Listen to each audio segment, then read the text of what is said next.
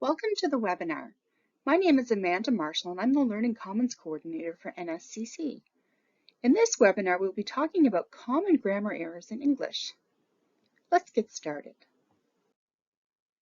Our objectives for today are to examine some common grammar errors and explore how to avoid making these errors in the future. We will also go over some helpful grammar resources. First, let's talk about count and non-count nouns. We can add plurals to some nouns. These are called count nouns, but not to other nouns.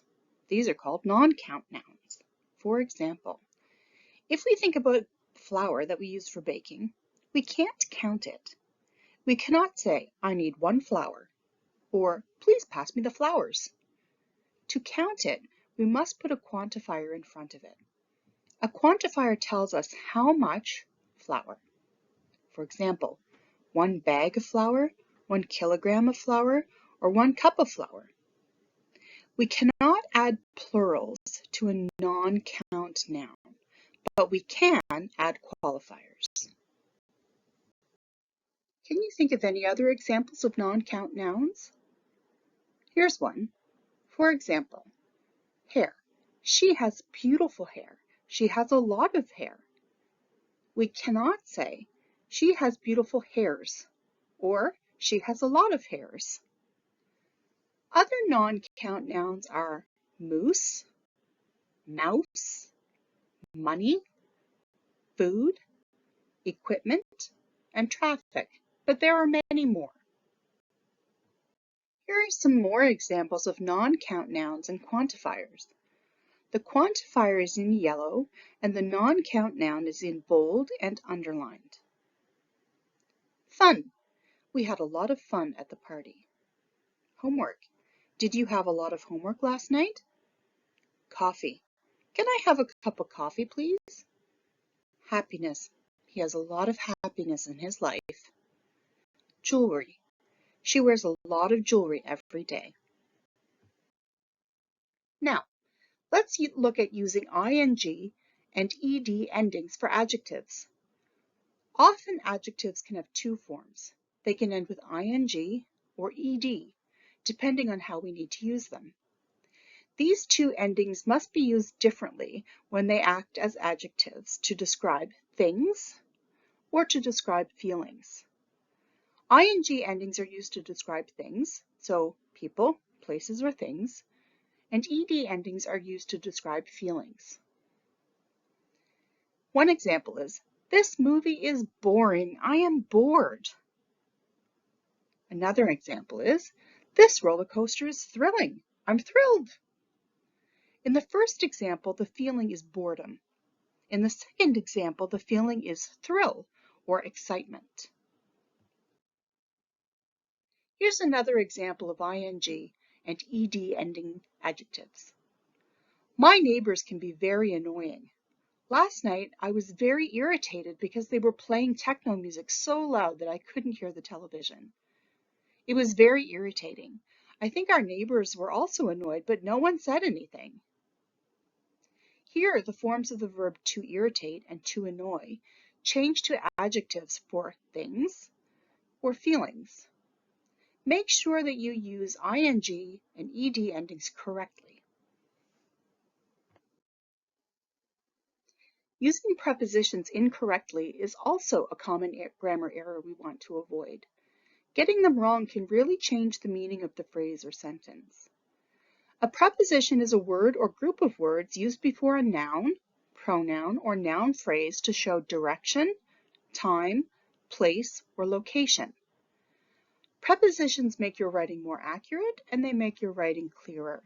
Here are some examples that you might find tricky. My pen is on the desk. The message is in the bottle. I just arrived at home. And I was on the bus when you called. Parallel structure is important in accurate English grammar. The word parallel means the same on both sides. As you can see in the image, the train tracks are parallel to one another. In English grammar, parallel structure means to keep your grammar the same or parallel. This helps you to keep your writing clear and easier to read. Purdue University explains parallel structure as using the same pattern of words to show that two or more ideas have the same level of importance. The usual way to join parallel structures is with the use of a coordinating conjunction. A coordinating conjunction is a word like and, or, and for. This is a better way to write, to try to make everything in your sentence the same or matching. For example, I like reading, swimming, and listening to music. It would be incorrect to say, I like reading, swimming, and to listen to music. The second sentence, the incorrect sentence, makes your writing seem choppy and makes it a little more difficult to read. Learning to use articles correctly also takes time. When you read, pay attention to how articles are used. Let's talk about some of the rules relating to articles. A or an is used for non-specific objects. The is used for specific objects. A or an is used the first time that we mention something. The is used when we mention the same thing again. For example, I saw a man in front of the house. The man is wearing all yellow. A or an is used before nouns where you could use the number one. For example, we bought a computer. We could also say, we bought one computer. The is used before plural countries. For example, the Netherlands. And a or an is used to show someone of a group. For example, she is a teacher. He is a student. Let's talk a little more about articles. The is what is known as a definite article, which is used when both the speaker and the listener have the same knowledge, or for things that there are only one of. For example, the sun, the moon, the president. See the difference in the sentence. Can you pass me a pen? This means any pen. It doesn't matter which pen. Can you pass me the pen? This is a specific pen. Maybe we've talked about it already, or maybe it's the only pen available. Let's talk a little more about using the.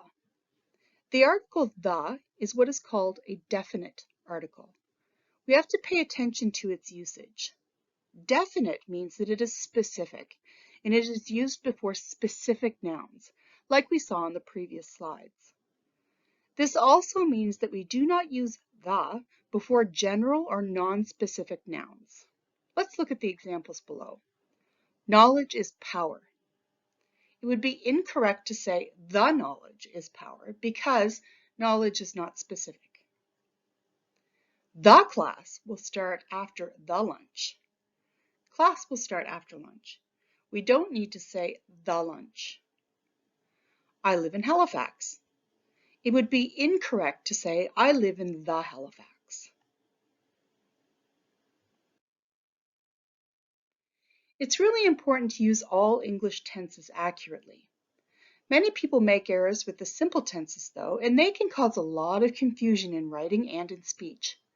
It's important to review, practice, and proofread for these tenses. Remember, if something happened in the past, you must use a past tense verb. If something is happening now, you must use present tense verb.